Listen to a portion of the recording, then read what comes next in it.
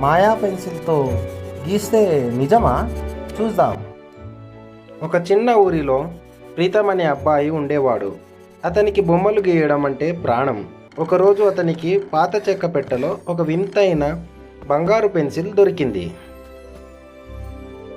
అతను కాగితంపై ఒక ఎర్రటి యాపిల్ బొమ్మ గీయగానే ఒక వింత జరిగింది. ఆ యాపిల్ అకస్మాత్తుగా కాగితం నుండి బయటకు వచ్చింది. ప్రీతం ఎంతో సంతోషంతో బొమ్మలు, గాలిపటాలు మరియు కేకులు గీయడం మొదలుపెట్టాడు.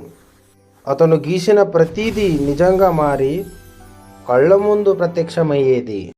కానీ ఒకరోజు తన ఇంటి బయట ఆకలితో ఉన్న ఒక అబ్బాయిని చూసి అతని కోసం రొట్టెలు మరియు పండ్ల బొమ్మలు గీశాడు. ఆహారం ప్రత్యక్షం కావడంతో ఆ అబ్బాయి ఎంతో సంతోషంగా నవ్వాడు.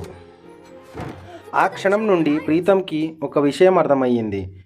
ఈ పెన్సిల్ యొక్క అసలైన మాయాజాలం తన కోసం బొమ్మలు గీసుకోవడంలో లేదు, ఇతరులకు సహాయం చేయడంలో ఉందని తెలుసుకున్నాడు. అతని మంచి మనసు చూసి అందరూ అతన్ని ఎంతో ప్రేమించేవారు.